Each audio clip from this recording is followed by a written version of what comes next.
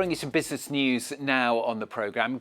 Brian is with us today. He's starting with a new paid subscription service for some of the world's top social networks, aren't you, Brian Quinn? Well, Stuart, Meta, of course, is the parent company of Facebook and Instagram. It is indeed introducing a paid verification service for its platforms.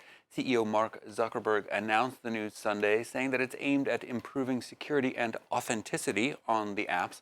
Well, to get a blue verified badge, customers will have to submit a government ID as well as fork over $11.99 a month or $14.99 a month. That's in dollars on Apple's iOS services. The service rolls out in Australia and New Zealand this week, with more countries to follow soon.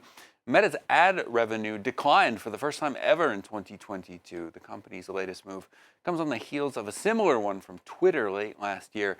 That one quickly turned into a fiasco, though, as pranksters paid to spoof famous brands and public figures.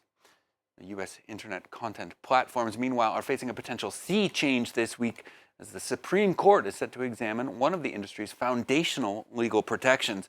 Section 230 is part of the 1996 Communications Decency Act. It stipulates that online platforms hosting user-generated content should not be considered the publishers of that content and thus are not legally liable for it.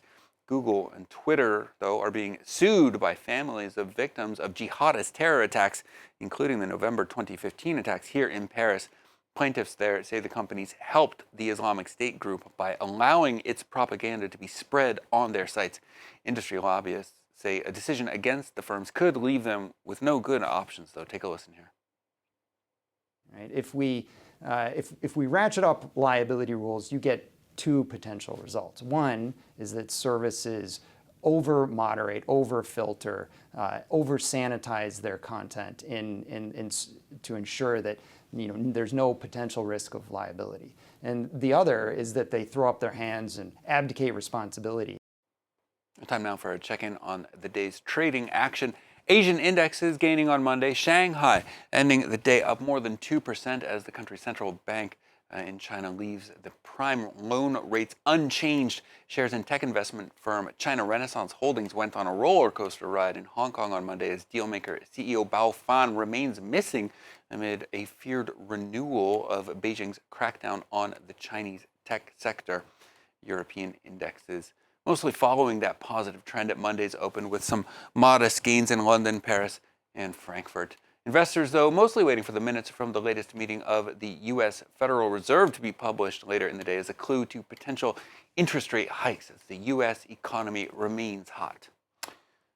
Finally, for business, Europe's energy crisis has forced major changes across the continent this winter, from thermostat settings to natural gas suppliers. For one Hungarian ballet company, it's meant a new rehearsal space, as the group can't afford its heating bills in the old one. The Ballet, now practicing in an Audi factory. The car maker is one of the ballet's sponsors. It's now their host as well. Oliver Ferry has the story.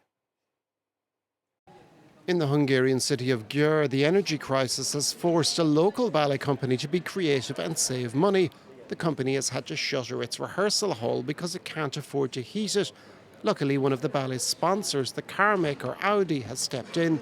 The dancers now rehearse in the conference room of Győr's Audi factory. As we heard about the rising energy prices, we felt that a situation could emerge when we would need to extend help to our partners. I can say that we are almost in daily communication with the Győr Ballet, and through our conversations they confirm that they really did need help. The move has been a godsend for the dancers, who cannot afford to go too long without rehearsing. The most important thing in a dancer's life is to not stop.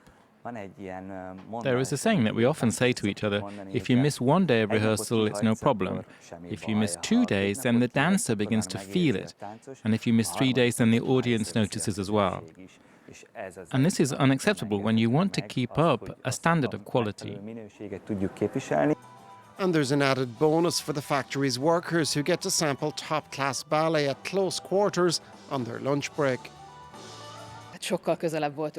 We were much closer to the dancers. Really, you could see every little movement and facial expression much better. We really got closer to them both physically and emotionally than in a theatre. As an arrangement, it might not be ideal, but needs must when energy bills have soared tenfold. Yet another example of the many unintended ripple effects the war in neighbouring Ukraine has had. Stuart, I will say, I was a little disappointed that they weren't dancing on the production lines, but On the safety bonnets, first, I guess. Yeah. even on the bonnets. Yeah. You know, a bit of ballet on the bonnet, as you say. Thank you very much, Brian. Brian with the business news on France 24.